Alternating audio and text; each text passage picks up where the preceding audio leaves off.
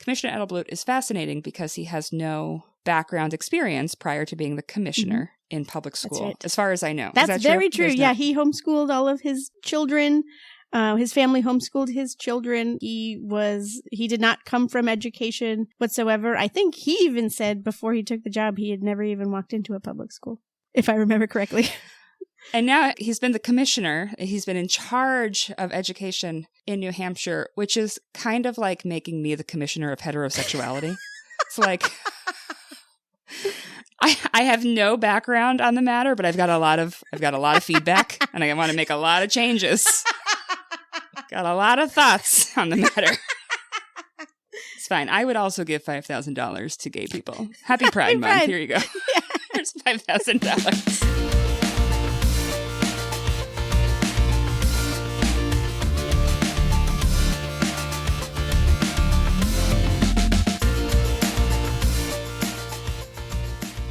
Welcome to New Hampshire Has Issues. I am your host, Liz Canada, and actually I'm interrupting my own episode to jump in from the future because ever since Christina and I recorded this, and we recorded in early June, a lot has actually changed. So when we talk in the episode about the current law, that's actually the old law now, because on June 10th, Governor Ayotte signed the bill that expanded school vouchers, the education freedom accounts, to everyone, regardless of how much money they make. And they might make a whole lot of money and still be eligible. But instead of asking Christina to re-record the whole dang episode, I figured I would just jump in and say hi and thank you for listening. If you would like to support the show, you can do so by clicking on the link in the show notes. And of course, if you have any ideas for upcoming episodes, send me an email, newhampshirehasissues@gmail.com. All right, I'm going to head out and pass it back over to, me.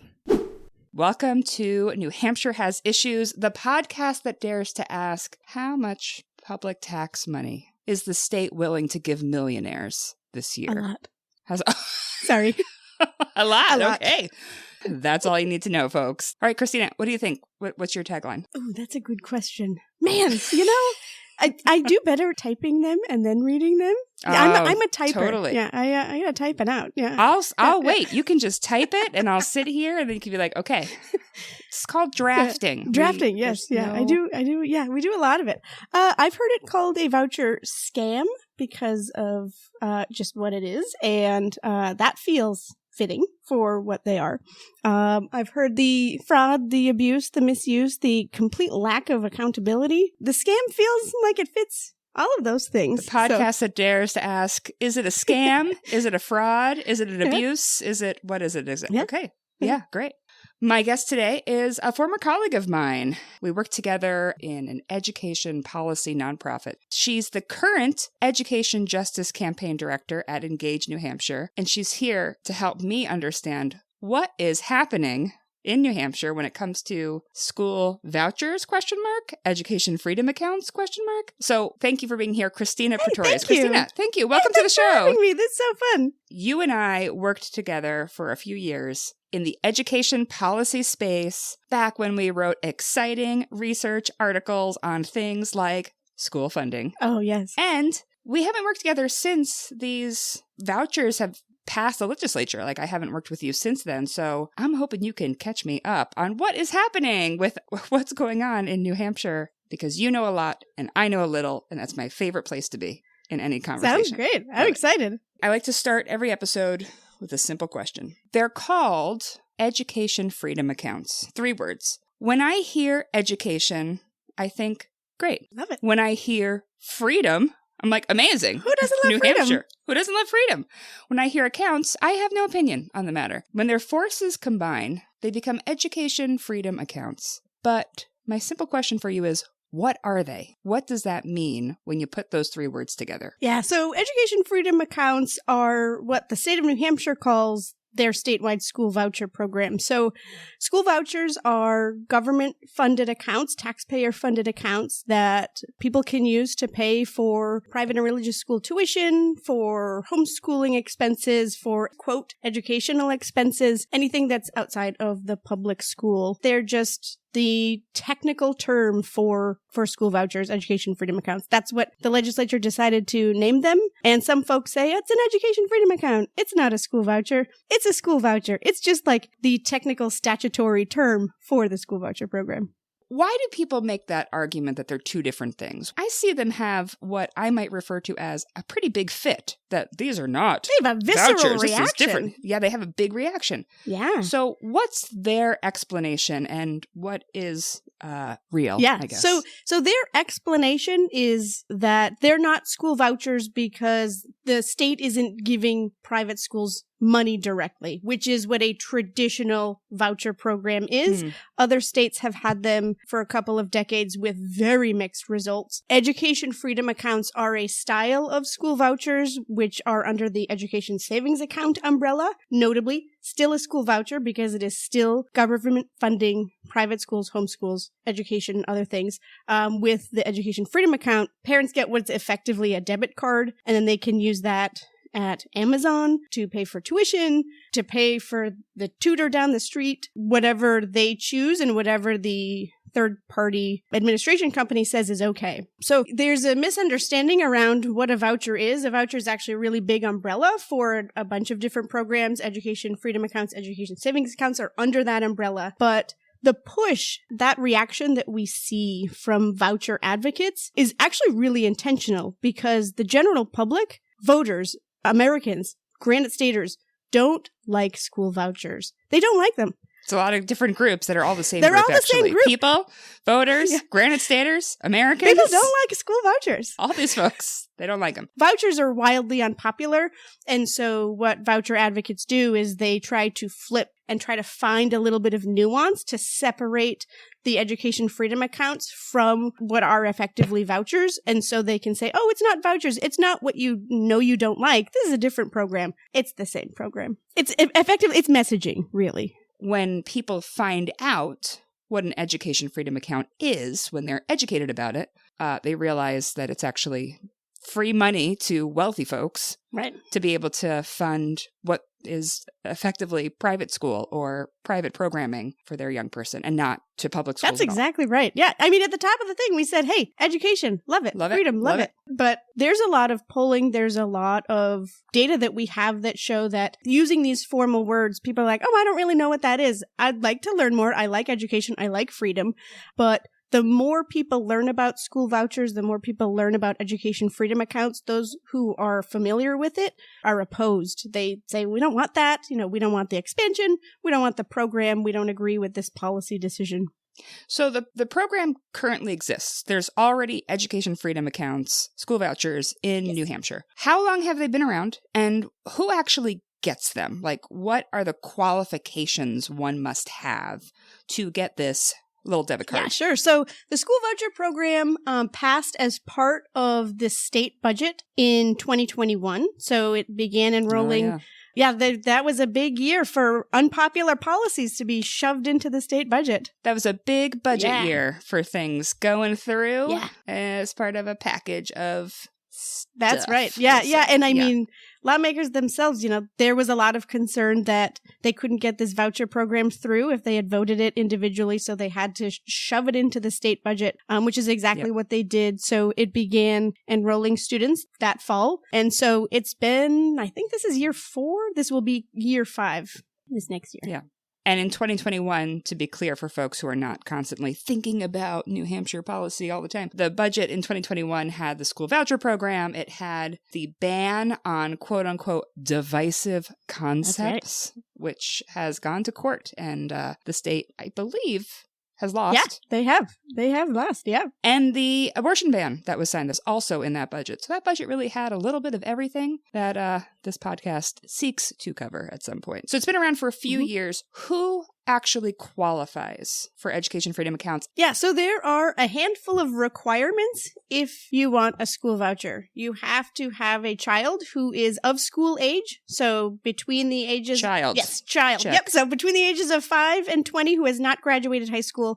If you have a student with disabilities, there are some laws around with their graduation, with how long they can be in school and all of that. But generally, as young as 5, as late as has not yet graduated, graduated, has to be a New Hampshire resident, and there is right now, under current law, an income requirement. It is 350% of the U.S. Department of Health and Human Services Federal Poverty Guideline, which sounds really wonky, right? It's a lot of words. It's a lot of words. A lot of words, yes. Tell me what it really means. So the Federal Poverty Guideline is something that the federal government and states use for a number of different programs. It is basically what is effectively the poverty level, and states have program eligibility based on, so in New Hampshire, for instance, school lunch, it's 185% of the federal poverty guideline. So it's basically that guideline times 1.85. If you make less than that income, then you would qualify for school lunch. For school vouchers, it's 3.5 times that poverty guideline. So saying federal poverty guideline makes you think, oh, it's only serving low-income kids. But in fact, it's 3.5 times that rate. So for a family of 4, the income level is right around $110,000 per year. Notably, though, the median household income in New Hampshire is about $95,000 per year. So it is serving low and moderate income families right now, or they qualify, low and moderate income families qualify right now. What the legislature is trying to do is to eliminate the income requirement so that wealthy families can participate and receive government funding for private schools, educational expenses, ski trips, horseback riding, Legos, whatever Those are expensive. We can all agree those things are expensive things. It's a matter of who should be paying for them. So go back for a moment, because I think that percentage is really important, especially in comparison to free or reduced priced lunch. So I'm a step parent. You are a parent. I don't know if your kids eat hot lunch, Christina, but our boys sure do. And it is money every day, right? Like, it is money every day. That is, I get the little email every 2 months. That's like, your balance is going rapidly down. Yeah. And so there are 3 different types of lunches at school. The one being you pay it fully. You have a reduced cost of lunch. And I don't remember what the exact cost is. I think it's like $1 or something like that. And then there's free lunch, that if you make a certain amount of money in your household or below, your kid, thankfully, gets to eat school lunch for free. What I'm hearing you say is, for free or reduced price lunch, 185% or below that guideline is what qualifies a kiddo to be able to eat at school for a lower cost than fully paying for it. That's right. Am I right so far? That's right, yes. And the program for education freedom accounts / school vouchers is higher than that. So families can get money for private school, but those same families, if they were in the public school, they have to fully pay for lunch every day. They don't get a reduced cost for lunch. Yes, that is correct. Despite all of the research that shows the benefits of universal school lunch programs, it is one of the most impactful policies that we can do, but lawmakers refuse to do it. I don't know how many lawmakers have met kids, but they're hungry. They are. All the time. They are hungry all of the time. And that is true for kids who have families who have plenty of ways to feed them, multiple meals a day, snacks, and so forth. They're hungry, let alone the kiddos who have families who are working so hard and may have difficulty paying for meals and, school meals and so forth. So all the kids are hungry. They're all hungry. That's a great policy. Kids are hungry, let all kids eat without having to worry about money. Surprise! Fun fact, when kids are fed, they learn better. I don't know if you knew that, but it's hard to learn when you're hungry. You heard it here first, folks. You heard it here first. Breaking news. Breaking news. When kids aren't hungry, they learn more. Yeah. Hey. And these school vouchers cannot be used to pay for your school lunches at school. That's right. At public school. That's right. Okay. All right. Yeah, you can't be enrolled in your own public school for the school voucher. We are going to do a lightning round soon of who gets the money, Great. Because I'm really curious to narrow down who exactly gets this money. So we haven't even talked about how much money this is, actually. That's right. We're like 4,000 years into this episode, and I haven't even asked how much money is one of these vouchers, one of these accounts. It's an average of about $5,200 per child per year. It's dependent on a number of factors. So there's a, quote, base amount that families would receive, and that's right around $4,200 per student per year. If they qualify for the school meal program, they get some additional funding if their student qualifies for special education services, or if they have a documented disability, they get extra funding. If their student qualifies for English language learner services, they get extra funding.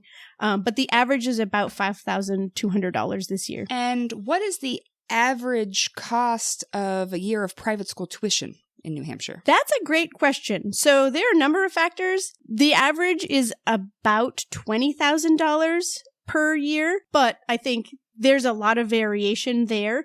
There are parochial schools that may have lower tuition because they're subsidized by the church that they're affiliated with. They receive funding from somebody else. And then there are also really high tuition schools in New Hampshire.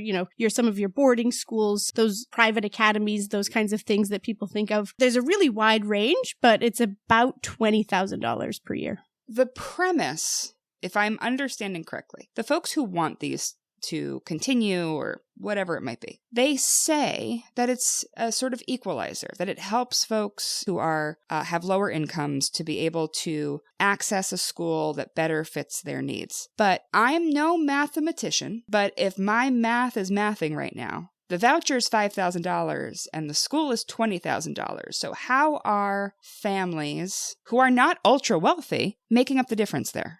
That's right. And I don't have this $15,000 lying around myself, frankly. Me neither. Me neither. I wish I did. That'd be great. That would be fantastic, but I definitely do not. So yeah, how does that work to get from the $5,000 to the $20,000? Yeah, the reality is it just doesn't, right? It just doesn't work. I think that's just it's a popular talking point, and it just doesn't shake out that way for a number of reasons. One, it wouldn't. That $5,000 would not make up for the private school tuition. But on the flip side of that, we aren't seeing a mass exodus from our public schools. 85% of children in New Hampshire, their families choose their public schools and continue to choose their public schools year after year, even with this voucher program in place. So even with this financial incentive to leave their public schools, families like their public schools. They choose their public schools. They trust their teachers. They trust their school leaders. And so there is a talking point of, hey, this is a great equalizer. But what parents and families are telling us year after year is we don't want a subsidy to leave our public schools. We want you to invest in our public schools to make them the best that they can be, because that's where we want. That's what our choice is. Vouchers don't give us school choice because we're choosing our public schools. Right. What's another way we can say subsidy? I don't know how sexy that word is for a regular person. Like, how do we describe what subsidy actually is? Yeah, that's a great point. When I say subsidy, I mean taxpayer support. So it's hey, taxpayers are now going to support your private school education, your kid's private school education. I think, the subsidy is a very wonky term. But it's hard. It's hard to figure out how to explain these concepts, because it's like taxpayer help for your Christian school, right? Right. Here you go. That family is already in a private Christian school. We're actually going to give them some money to do that. Yeah.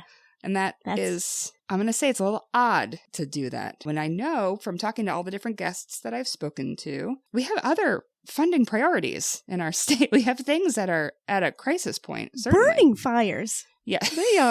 It is. It's tough out there. So the current program says that you have to have a kid between ages 5 and 20, can't have graduated high school, can't be in a public school, and you can use it for any expense related to education as long as your family, your household is 350% or below. That's right. So I have heard maybe some changes are going to happen. What's the buzz, Christina? What are they proposing? Well, the hot buzz is that Thursday, both chambers. We're recording this early June. So the Senate is about to vote. That's right. So the Senate will be voting on a school voucher expansion bill. So that would remove the income eligibility cap altogether. So making anyone, regardless of income, qualify for school vouchers. The same day, the House will be voting on a bill to expand school vouchers. No income eligibility. No income eligibility. That's right. All of them remove the income eligibility. So literally a family that makes so much money that when I see them driving their very fancy car that is more than maybe how much my house is worth, they're able to get money from the state of New Hampshire for their kid to go to a boarding school in New Hampshire? Yeah. Is it allowed for boarding schools? Allowed for boarding schools, allowed for out-of-state schools. The school doesn't even have to be in New Hampshire. What? The company doesn't have to be in New Hampshire. It can be anywhere. And there are a lot of out-of-state vendors, approved vendors on the list. But yes, regardless of income, you could have an income of $10 million a year and still qualify for the money. And in other states that don't have income limits, that is the case. Wealthy families overwhelmingly receive the bulk of the money in voucher programs. My mind is absolutely boggled because the income alone is really shocking because other programs that the state helps to fund has a financial requirement, means testing and so forth to say, like, you can only qualify for this if you are at X amount of income on a monthly basis. So this proposal by, it sounds like the majority in the state house is to make that expansive to literally ultra wealthy folks be able to get this money. But now you're also saying it could be at out-of-state vendors, out-of-state companies and organizations, which I am very shocked by this. I cannot believe that is a thing that is possible here. It's a shocking fact that not a lot of people recognize. There are very few limitations to what these can't be used for. One of the prohibited uses is a single-person trampoline. It's one of the only prohibitions. So there's a long list of things you can use it, but you cannot use it for a single-person trampoline. That's right. Why not? That's a great question. I'm fascinated also, by you can't use it for knives. No knives. It does not, however, say anything about firearms. And that had been pretty intentional because of lawmakers' desire for firearm training for youth. I don't even know where to go next in the questions, thinking about okay, we've made a short list of things you can't use this for. Knives. Single-person trampoline. That's the end of our list so far. We haven't come up with any other things, so we say no to. Yeah. Wow. And public school. You can't use it for public school. Oh, so you can't use it for knives. You can use it for public school if it is outside of your resident district public school. Oh, tell me more about that. What does that mean? So that means that you cannot be enrolled in your assigned district public school. So my kids attend the school in my town. If they cannot receive an education freedom account, a school voucher, because they attend our assigned school. They also cannot attend a charter school full time. Those are the two public schools that they can't attend. But if they were to attend a public school outside, the rules are murky. There's no prohibition against that. If you go to a public school that is outside of your designated area, do you qualify for an EFA? There are public schools who are, quote, approved vendors, because there are EFA students who they may go to CTE classes, career and technical education courses. They may take an algebra course at their local high school. They can kind of buy pieces of public school. They kind of purchase them. But that's a nuance that I have to say I have been asking about for years, and I have not had clarity on. Do students go to other schools? So there are actually a number of pathways where students can attend a different school outside of their resident district. Manifest education hardship. So, if my child is having a hard time in the public school in my town or in my district, and I feel as though they would be a better fit at a different school for a number of reasons. If they're being bullied, if the school just isn't meeting their needs, they can actually be assigned to a different public school. I can say, hey, I want them to go here instead. I work with the superintendent, with the school board, and we make that happen. There are a number of families that use that because, sometimes those cases do happen. And at the moment, school boards, superintendents, they want to work with families. They want to make sure that their kids are getting the best education possible. And so they make it happen that way. Right. So would they then qualify? That's actually unclear to me. What else is unclear to me is in the town that I live in, we don't operate a high school. We tuition out to two different high schools. So if my kid goes to one of those high schools, it's not my resident district public school. Would they qualify for a school voucher? I don't know. And that hasn't been tested yet. And it's been a big interest area of mine of like, where are the lines? Because the law was really written pretty ambiguously. A lot of gray area. A lot of gray area. Is, as you said, not tested. So we don't know what will happen if someone applies for one of these accounts. How many students are in this program now? Question 1. And then question 2, I had put out a question on social media to be like, what are you interested in learning about? And had some folks ask, like, how many of the students who are in it were already in private schools when they first started receiving this from the state? So how many students? How many were already in private school? As of this spring, there are about 5,800 students in New Hampshire who receive school vouchers at a cost of about $30 million to the state of New Hampshire this year alone. Notably, that has grown from about 5,300 earlier in the year. So in the course of this school year, the program has grown by several hundred students. And we see this really upward trend of students participating, the growth of the program. About 3/4 of them were not enrolled in public school. They were already enrolled in private school. They were already homeschooled. So the vast majority of students who are participating weren't enrolled in their public schools. They just, hey, we're already in private school. We're already homeschooled. We can get this money. So, why not? It subsidizes the decisions that we've already made. And so the vast majority of students weren't enrolled in public school. They were already enrolled in private schools or were homeschooled. What I'm hearing you say is 75%-ish, around 75% of the students and the families who are receiving this free government money to go to private school were already in private school or already being homeschooled. Like they were already doing that thing, and now the state has just given them money to essentially reward them for not being in public school. Yeah, they're paying them to keep doing private school, keep homeschooling. That's exactly right. Other states do have, you have to have been enrolled in a public school for at least a year in order to qualify, because when this program started, school vouchers aren't a New Hampshire thing, right? They are all over the country. National interest groups are pushing them really hard in a number of states. But some states do have this requirement where you have to have been enrolled in a public school for a year, and then you can qualify. New Hampshire does not have that. Some lawmakers have tried to put that requirement in, and the majority party for the past several years has shut it down time after time.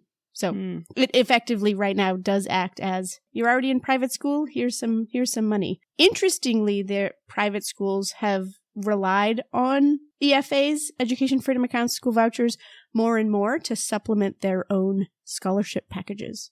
So as this program has grown, it's becoming part of their scholarship packages. How much would this new proposal to allow anyone to receive it, how much would that cost the state of New Hampshire and therefore like regular people? Yeah, so there are about 20,000 kids in New Hampshire who are enrolled in private school or who are home educated right now. And if all of them enrolled in the school voucher program, because they would all be eligible, it would cost the state around $100 million per year, which is a significant amount of money. That's a lot of money. And that's just the students who are already enrolled in private school or homeschooling? That's right. Yep. So if all of them were to enroll in the school voucher program, that's right. All of the current private school students, current home educated students, if this program, there were no income limitations and they could all then opt into the program, it would cost the state about $100 million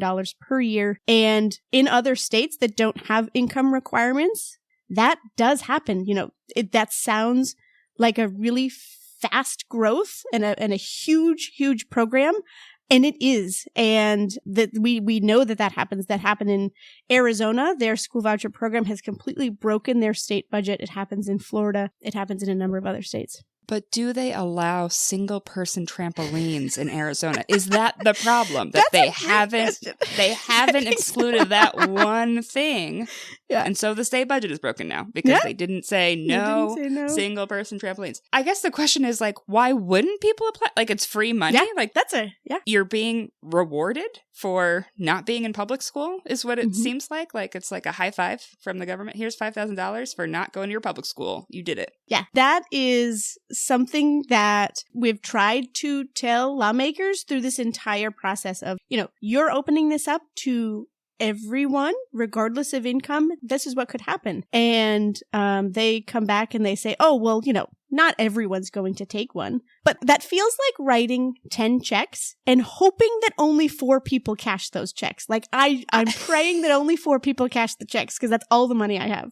If you find out that you can get $5,000 a year per each of your kids that's in private school, like, why wouldn't you do that? Because it's just there. It's just available. And I'm very confused by why this is the thing that is being pushed so hard. So there are actually 3 interests that are pushing these school vouchers. Give me the 3. Boom, boom, boom. I know, it's a lot. So there are Christian nationalists and we're coming in hot. Right from the jump. Christian nationalists. Right, here we go. Yeah, so people, these people who are pushing Christian education, that's what they believe, that kids across America, they should have a Christian education. They are pushing those religious beliefs.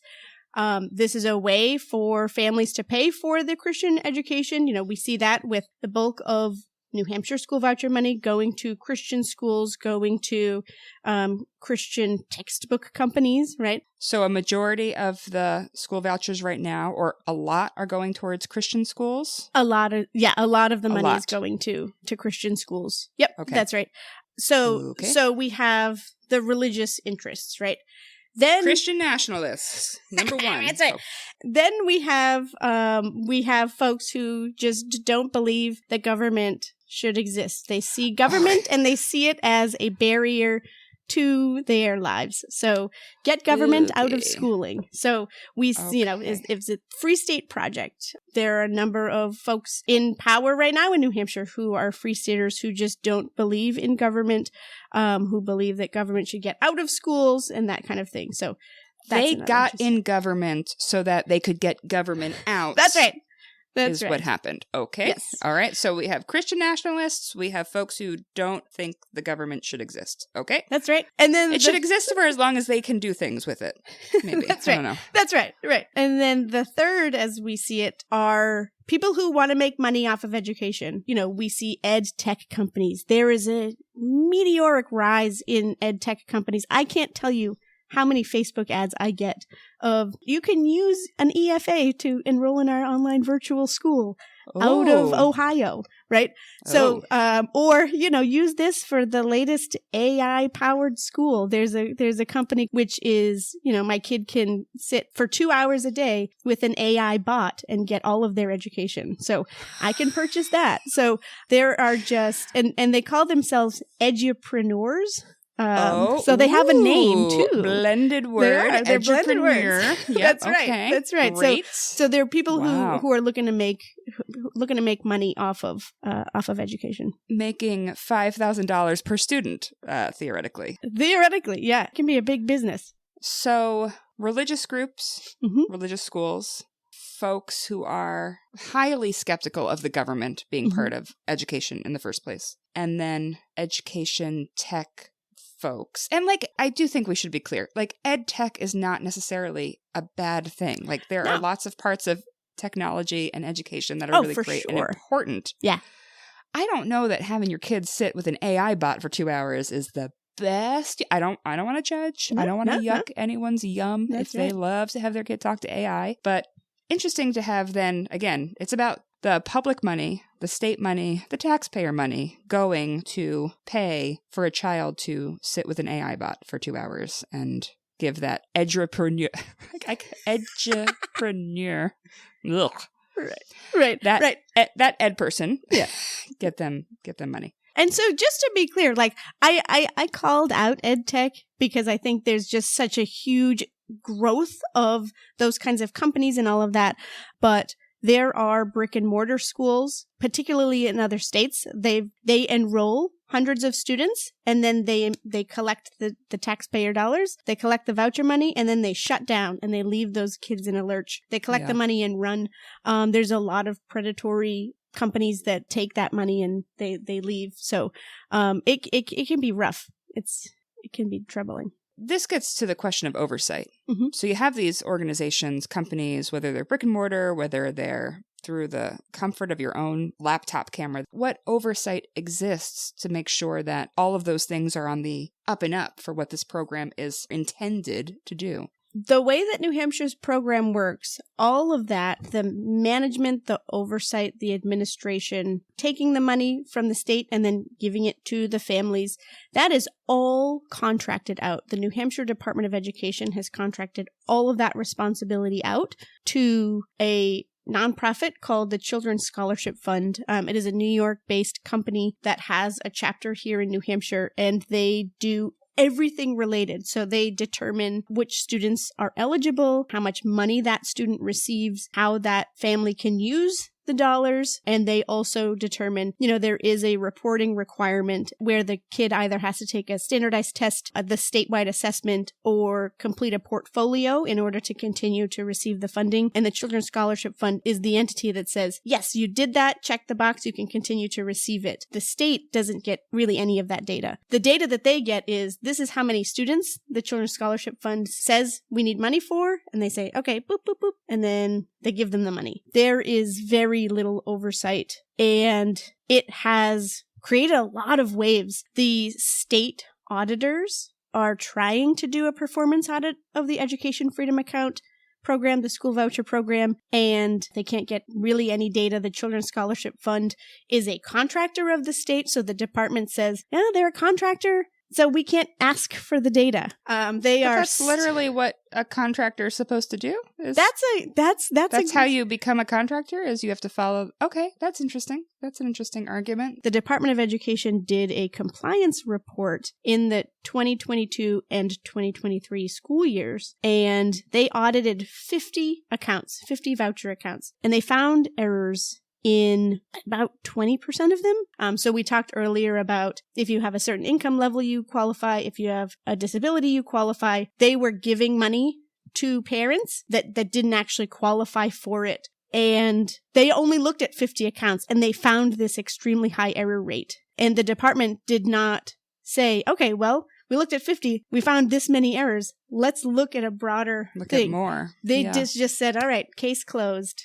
I listen in on these state budget conversations, and things are being nickeled and dimed all over the place. And This is kind of a huge shift away from, we have to cut the budget because we don't have enough money, is what we hear from folks in Concord. On one of the latest floor votes, there was a state rep who proposed an amendment that said, hey, we're not going to expand the school voucher program. We're not going to remove the income limit until the state auditors have done their audit of the program so that we can better understand and make sure that this money is being used appropriately. And they did not pass that amendment. They rejected that amendment. So time after time, we have seen lawmakers try to propose more guardrails for the program to ensure that this taxpayer money is being used effectively, is being used as intended. And time after time, lawmakers have voted these down. So they've had the opportunity to put these pieces in, and they, time after time, reject it. It's wild. It's just absolutely wild. Recent guests on this show have included Ken's Nicholson talking about childcare and the absolute need for funding to go towards childcare, and Nick Taylor talking about housing and how it is absolutely critical that we need money for housing. And as far as I know, that money's not happening, but not happening. The priority is going towards this. That's right. Christina, I miss working with you. I miss working with you too. But I will say that this bums me out. I'm not going to lie. This is a pretty big bummer, Christina. All this stuff is going on. It is. I have to say, this is the issue area that I've been following most in all of my years in education policy. Yeah. And it's an upsetting one. It's sad. So listeners, if you're feeling down, join us because we are too. Once again, happy Pride. Are you feeling happy? Because We're not. have I got news for you? Have I got news for you? It's called Education Freedom Accounts.